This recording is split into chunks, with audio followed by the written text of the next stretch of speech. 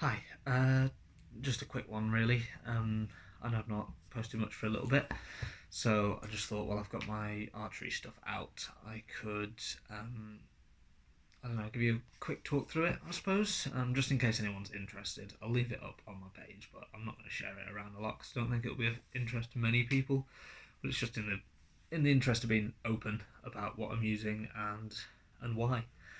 So for starters, my main bow that I normally use for archery is this one. This one here. It is a 57 pounds draw weight at 28 inches. Um, Border archery. What's it called? Super Reaver with hex 6 limbs. So you can see the super is because they are super recurved. They curve around more than normal for a recurved bow, which creates a very, very efficient shot. It is way fancier than my skill with a bow actually deserves, if I'm honest. But I got it as a 21st birthday present. I've used it since, and quite a lot of the archery techniques that I've been trying to work on are specifically bearing in mind the setup of this particular bow.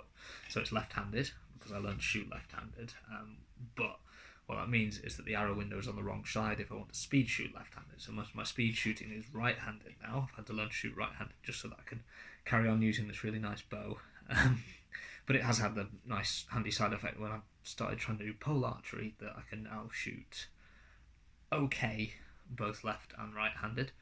Other things of note, so I don't have an arrow rest on it. I'm shooting off the shelf, just a little bit of leather on there, which makes it faster to try and knock an arrow because you just have to sort of slot it onto there and it sort of knows where it is. Only using one,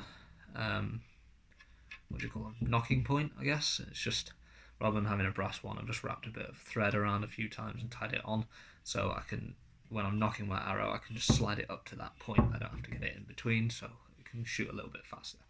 I'm not the best speed shooter in the world by any means, but I'm doing my best and trying to work with the bow that I've got because it is, as I said, really, really nice. So most of my videos when I'm outside or anything like that, and actually for most of my training, this is what I use. But obviously for pole archery, if I'm indoors or unless I'm actually in a proper archery target range, that 57 pounds a draw is too heavy. Frankly, it's and I can't shoot quite as fast because I don't want to run the risk of dry firing it and not having an arrow knocked properly. So I got a different bow specifically for that. But I'll talk you through the arrows of this first, and then I'll talk about the other bow. So anyway, yeah, that's this one. Favourite bow.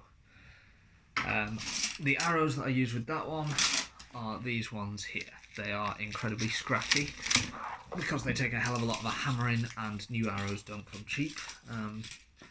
But in general, they are 30-inch arrows. They are, don't know if you can see it, Eastern Axis full metal jacket, mainly for the weight. So it's aluminium over carbon, which is heavier than just one or the other. Because the bow's so efficient, I need fairly heavy arrows that need quite a few grains per inch of arrow weight, and they need to be reasonably stiff. Also, the aluminium jacket is quite handy when I'm doing stupid things because if I miss the target, I've got a slightly higher chance of not breaking the arrow.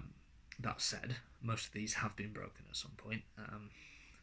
A lot of them now I've had to glue bits together at the ends, so they're a little bit fragile, a little bit prone to breaking. The nocks, all of them I've taken a set of pliers to and just widened outwards slightly. Just makes it that little bit easier to knock the arrow onto the string quickly. So for speed shooting style techniques, that's a very handy thing to do. Some of them I've modified even further. So I've got about 6 of them that look like this. Sorry, excuse the scratchy fletchings. When you're trying to hold arrows between your fingers for speed shooting, the fletchings get pretty much shredded. But you need the soft fletchings for them to be able to slide back rather than plastic vanes, because otherwise shooting off the shelf they'll just bounce all over the place. Anyway, these are just a little bit of basically a piece of metal that I found when I was out on a walk once. So I just dumped it on a path. It was just a long thin strip. I could do to try and find some more of it because it was soft enough that I could bend it into shape, but hard enough that it's not getting bent back when I'm using it. Basically everything else I've tried to do this with has had some sort of issue, either come off, hasn't lasted, something like that. But as I say, I've got how many? 1, 2, 3, 4, 5, 6 arrows that I've set up in this way. So these ones I can shoot a lot faster.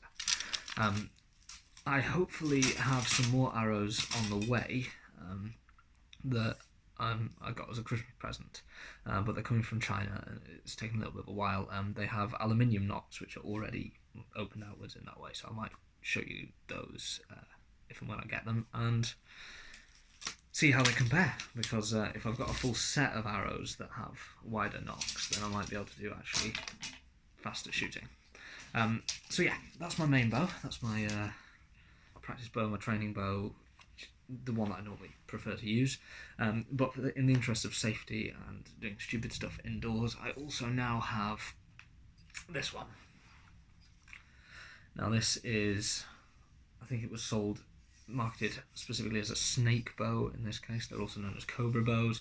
They come with stickers that you can put on, little snakes on, if you want to be a bit of an edgelord. But I just wanted something plain and simple that I could use for stupid tricks. It's got a draw weight of, I can't quite remember, maybe 18 pounds, something. It's about a third as heavy as my normal one.